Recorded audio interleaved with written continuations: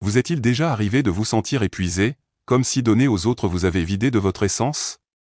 Voilà une question qui résonne avec force. La générosité, une qualité intrinsèquement noble, peut parfois se transformer en piège. La pression de paraître infiniment altruiste pousse certains à oublier un principe important. Sans équilibre, même les meilleures intentions peuvent se retourner contre nous. On nous pousse à repousser nos limites pour autrui. Mais à quel prix? Lorsque la gentillesse nous épuise, nous laisse dans le vide, non reconnus et fatigués, il est temps de se poser des questions. Ce n'est pas un simple constat mais une réalité de notre époque. Offrir sans mesure peut conduire à des issues indésirables. Heureusement, il existe un chemin qui permet de conjuguer générosité et bien-être personnel. Il s'agit de redéfinir nos limites, de comprendre comment être présent pour les autres sans s'effacer et de donner mais sans se perdre. Nous allons explorer comment adopter une générosité qui fortifie plutôt qu'elle n'épuise. Vous découvrirez des stratégies pour maintenir un équilibre sain, permettant de vivre une vie riche de sens et de connexion, sans sacrifier votre énergie et votre bien-être. Suivez-nous dans cette exploration essentielle, pour transformer la manière dont nous donnons, aimons et vivons. Maintenant, prenons un moment pour réfléchir. N'est-il pas paradoxal de constamment se précipiter au secours des autres au risque de s'oublier soi-même? Cette tendance à se dévouer sans borne, à ne jamais refuser de rendre service, cache un danger sous-jacent. Imaginez-vous donner, pièce après pièce, de votre être, jusqu'à ce qu'il ne reste plus rien pour vous-même. Vous vous retrouvez être cette personne sur laquelle tout le monde peut compter, sauf que, dans vos moments de vulnérabilité, quand vous cherchez à votre tour du soutien, il n'y a personne à vos côtés. Ici, la réflexion ne se limite pas à la bienveillance que nous devrions avoir envers les autres. Mais s'étend à celle que nous devons nous accorder. Marc Aurèle nous rappellerait une vérité fondamentale. Prendre soin de soi n'est pas un acte d'égoïsme, mais une nécessité absolue. Notre capacité à offrir un soutien véritable et durable aux autres dépend fortement de notre propre équilibre et bien-être. Si nous nous épuisons dans un élan de générosité déséquilibré, nous risquons non seulement de nous perdre, mais aussi de diminuer notre aptitude à être une aide réelle pour les autres. L'empereur philosophe soulignerait l'importance de reconnaître et d'honorer nos limites personnelles. Ce faisant, nous ne nous contentons pas de nous protéger. Nous nous plaçons dans une position où notre aide est non seulement plus authentique, mais également plus efficace. Il s'agit d'un équilibre délicat à trouver. Comment être présent pour ceux qui nous entourent, sans pour autant compromettre notre propre intégrité et nos ressources? En poursuivant cette réflexion, nous découvrons qu'être véritablement généreux implique de ne pas se négliger. Cela peut sembler contre-intuitif à première vue, mais c'est en cultivant notre propre jardin que nous avons le plus à offrir aux autres. Marc Aurèle nous encourage à regarder en nous, à prendre soin de notre esprit et de notre corps, afin que notre générosité ne devienne pas une source d'épuisement, mais un puits d'abondance inépuisable. Imaginez, vous aviez enfin trouvé ce moment, celui que vous gardiez précieusement pour vous après des journées à courir sans fin. Ce temps est sacré, une échappatoire bien méritée de la routine et du travail acharné. Vous aviez des plans simples mais essentiels pour vous ressourcer. Mais voilà, un ami vous contacte, en proie à une difficulté, à la recherche de votre avis. Puis, un autre besoin surgit, une autre sollicitation, celle d'un proche qui compte sur votre aide. Vous répondez présent. Vous plongez dans ces demandes, mettant de côté vos propres besoins car c'est dans votre nature de tendre la main. À la fin de la journée, un sentiment doux amer vous envahit. Non, vous ne regrettez pas d'avoir été là pour eux. C'est une partie de qui vous êtes. Mais il y a aussi cette voix intérieure qui vous rappelle. Et moi dans tout ça, encore une journée qui s'échappe, un moment pour vous qui s'évapore. C'est dans ces instants de réflexion que l'écho de la sagesse ancienne résonne, vous rappelant l'importance de garder un équilibre. Il ne s'agit pas de fermer la porte au monde, mais de se souvenir qu'il est aussi vital de s'accorder de l'attention, de cultiver ces moments de paix personnelle. Pour continuer à donner aux autres, il faut également savoir se donner à soi-même, sans culpabilité, reconnaissant que notre bien-être est le socle sur lequel repose notre capacité à être présent pour les autres. Je veux en profiter pour vous lire un petit texte, le numéro 24 des Pensées d'Épictète, qui résonne particulièrement avec ceux que nous venons de partager. Voici ce qu'il dit. Quand tu vois quelqu'un qui pleure, soit parce qu'il est en deuil, soit parce que son fils est au loin, soit parce qu'il a perdu ses biens, prends garde que ton imagination ne t'emporte et ne te séduise en te persuadant que cet homme est effectivement malheureux à cause de ces choses extérieures. Mais fais en toi-même cette distinction que ce qui l'afflige, ce n'est point l'accident qui lui est arrivé, car un autre n'en est point et mumet l'opinion qu'il en a. Si pourtant c'est nécessaire, ne refuse point de pleurer avec lui et de compatir à sa douleur par tes discours. Mais prends garde que ta compassion ne passe au-dedans et que tu ne sois affligé véritablement. Ce texte éclaire parfaitement notre discussion sur l'équilibre entre soutenir les autres et prendre soin de soi. En nous rappelant que notre réaction aux événements dépend de notre perception, Épictète souligne l'importance de garder une certaine distance émotionnelle pour ne pas être submergé. Cela ne signifie pas qu'il faut ignorer la douleur d'autrui, mais plutôt comprendre que notre capacité à aider est renforcée lorsque nous maintenons notre propre stabilité émotionnelle. En intégrant ce texte, je voulais souligner que, même dans l'empathie et la compassion, il est essentiel de se rappeler que nos réactions internes sont sous notre contrôle. Cela nous permet de rester ancrés et efficaces dans notre aide aux autres, sans nous perdre nous-mêmes dans le processus. Abordons maintenant un aspect souvent omis de la générosité, sa nature unilatérale potentielle. Dans l'univers du stoïcisme, cette philosophie intemporelle nous éclaire sur la bonne mesure de notre bonté. Aider les autres, c'est beau, mais croire que chaque geste de générosité sera payé de retour peut mener à la déception. La réalité, c'est que les actions bienveillantes d'aujourd'hui peuvent être oubliées demain. Ce n'est pas un reflet de notre valeur, mais un trait naturel de la gratitude humaine qui, parfois, s'estompe. Imaginons que vous plantez un arbre, vous le soignez, espérant qu'il grandira pour offrir de l'ombre ou des fruits. Pourtant, face aux caprices de la météo, rien n'est sûr. C'est un peu pareil quand on parle de gentillesse. Donner sans attendre quelque chose en retour, c'est l'idée. Épictète, lui, nous dit de se concentrer sur l'action de donner, pas sur ce qu'on pourrait recevoir. Trouver de la joie simplement en donnant. Ça nous évite bien des déceptions. Cette façon de voir les choses nous rend plus fortes émotionnellement. Elle nous permet de rester généreux et aimables sans se sentir à bout. Voilà le cœur du stoïcisme, être bon mais libre de toute attente. Parce qu'en lâchant prise sur les résultats, on trouve une véritable paix intérieure. L'idée n'est pas de fermer notre cœur aux autres, mais de trouver le juste milieu. Votre générosité doit être le reflet de qui vous êtes. Et non une monnaie d'échange. En adoptant cette approche, on garde notre esprit serein et on développe une générosité authentique et enrichissante. Donner sans compter, mais de manière réfléchie, pour que notre bienveillance nous nourrisse, peu importe la réaction des autres. Au quotidien, comment mettre en pratique cette belle idée stoïcienne de donner sans rien attendre en retour? Imaginez un ami ou un collègue débordé par ses obligations, qui peine à s'accorder un moment de répit. En lui offrant soutien et attention, sans chercher de reconnaissance, vous appliquez ce principe. Mais comment faire pour que cet élan de générosité vous enrichisse, sans vous épuiser? Prenons cet exemple. Proposez à cette personne de prendre en charge une tâche spécifique pour lui libérer du temps, ou simplement offrir une oreille attentive. L'important est d'agir sans attendre de gratitude ou de retour, mais en trouvant satisfaction dans l'acte de donner lui-même. Voici quelques étapes pratiques que vous pourriez prendre. Premièrement, engagez la conversation.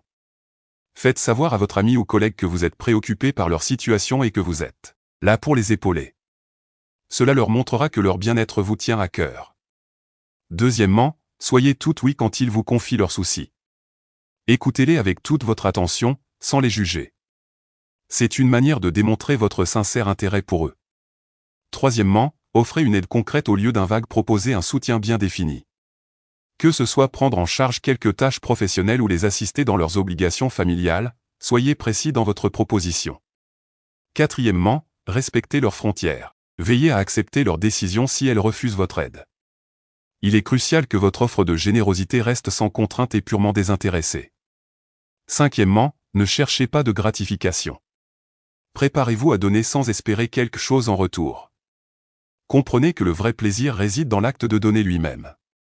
En appliquant ces étapes, vous pouvez offrir de la gentillesse et du soutien de manière équilibrée, tout en préservant votre propre bien-être émotionnel. L'importance de fixer des limites et de trouver un équilibre entre l'aide aux autres et la préservation de votre propre authenticité et de votre bien-être. Cela vous permet de maintenir des relations authentiques, basées sur le respect mutuel plutôt que sur des transactions. Il est important de se rappeler que s'occuper de soi n'est pas un signe d'égoïsme, mais une nécessité. Le stoïcisme nous offre une perspective enrichissante sur comment cultiver notre résilience intérieure et notre discipline personnelle. Il s'agit de construire une sorte de forteresse intérieure, de maîtriser l'art de se poser des limites et de délimiter clairement notre espace personnel. À force de toujours vouloir plaire et de répondre aux attentes des autres, on risque paradoxalement d'être perçu comme moins fort. Sans limite bien définie, on devient plus vulnérable. Et certains peuvent même voir notre générosité comme une faiblesse à exploiter. Ce cercle vicieux de surengagement et d'abus épuise nos ressources, nous laissant avec un sentiment de dévalorisation et de surmenage. Toutefois, en apprenant à dire non de manière assertive, tout change. On cesse d'être la solution à tous les problèmes. Cette assurance nous apporte un nouveau niveau de respect de la part des autres et de nous-mêmes, montrant que nous valorisons notre temps et notre énergie. Et méritons donc le respect en retour. Avant de plonger dans les 2 stratégies à venir, lançons un appel à la participation dans les commentaires. Partager vos pensées et expériences motive les autres et nous aide à créer un espace de reconnaissance mutuelle. Donc, écrivez, on continue, dans les commentaires. Vos contributions sont précieuses pour nous tous et enrichissent notre voyage stoïcien. La première stratégie, c'est de choisir quand et à qui vous donnez votre aide. Imaginons que vous avez plein de demandes d'aide. Un ami qui veut déménager, un autre qui a besoin d'écoute et peut-être même quelqu'un de votre famille qui demande un coup de main pour des réparations. Si vous essayez de faire tout ça en même temps, vous allez vite vous sentir débordé. Alors, comment faire? Prenons un exemple simple. Votre ami vous demande de l'aider à déménager le même week-end où un membre de votre famille a besoin d'aide pour des travaux à la maison. Au lieu de courir entre les deux, prenez un moment pour réfléchir à où votre aide serait la plus précieuse. Peut-être que votre ami a déjà plein de monde pour le déménagement, mais votre oncle est tout seul pour peindre sa clôture. Dans ce cas, choisir d'aider pour les travaux peut avoir un impact plus fort et vous évite de vous épuiser inutilement. C'est ça, la générosité sélective. Cela ne veut pas dire que vous n'aidez pas, ça veut dire que vous aidez de manière plus réfléchie. Vous gardez votre énergie pour les moments où vous pouvez vraiment faire une différence et en même temps, vous vous préservez. C'est important de se rappeler qu'on ne peut pas tout faire pour tout le monde et c'est totalement normal. La deuxième stratégie tourne autour de l'importance de se recharger. C'est comme quand on essaie de courir un marathon sans s'entraîner ou se reposer suffisamment. On ne va pas aller bien loin. Appliquons cette idée à notre générosité. Prenons un exemple concret. Vous êtes quelqu'un qui aime être là pour vos amis, toujours prêt à écouter et à soutenir. Mais vous remarquez que dernièrement, vous vous sentez un peu vidé. Moins enthousiaste à l'idée d'offrir votre aide. C'est le signe qu'il est temps de faire une pause et de se concentrer un peu sur soi. Comment? Commencez par planifier des moments rien que pour vous. Que ce soit une soirée tranquille avec un bon livre, une balade dans la nature ou même une petite séance de méditation. C'est essentiel pour maintenir votre capacité à aider les autres. En vous donnant l'espace pour vous recharger. Vous vous assurez d'avoir l'énergie et la positivité nécessaires pour être vraiment présent pour les autres quand ils en ont besoin. Alors, retenez bien, la générosité, ce n'est pas se donner au point de ne plus avoir rien à offrir. Prendre des moments pour soi, se ressourcer, c'est en fait ce qui nous permet de rester une source de soutien riche et constante pour les autres. En s'octroyant ces pauses, on s'assure d'avoir l'énergie et la bonne humeur nécessaires pour être vraiment là pour nos proches quand ils ont besoin de nous. Le stoïcisme nous fournit des outils précieux pour mieux analyser nos émotions, nous permettant d'agir avec réflexion face aux défis de la vie plutôt que de réagir sous l'impulsion de vieilles habitudes. Cette philosophie ne nous incite pas seulement à poser des limites pour protéger notre bien-être, mais elle nous encourage également à maintenir un équilibre entre être affirmatif et rester empathique et sensible aux émotions des autres. En pratiquant le stoïcisme, l'idée n'est pas de privilégier uniquement notre intérêt ou de nous isoler, mais de reconnaître l'importance de notre contribution positive à la communauté et au bien-être de notre entourage. Il s'agit de trouver un terrain d'entente où nous pouvons être utiles aux autres, sans négliger notre propre santé émotionnelle. Cela implique d'utiliser notre intelligence émotionnelle pour évaluer quand et comment nous pouvons offrir notre aide de manière constructive et durable. En reconnaissant à la fois les besoins réels des autres et nos propres limites, nous manifestons la véritable sagesse stoïcienne. Ainsi, nos actions de bonté deviennent des expressions de maîtrise de soi, de compassion et de compréhension, favorisant un environnement où le respect mutuel et le soutien mutuel fleurissent. Le stoïcisme nous apprend à être vraiment à l'écoute de ce qu'on ressent. En le pratiquant, on apprend à se connaître de l'intérieur, à examiner nos pensées et émotions de près, ce qui renforce notre force mentale.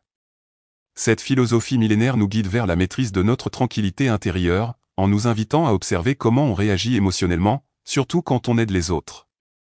Elle nous montre que trouver du plaisir à aider devrait nous faire sentir légers, comme des nuages.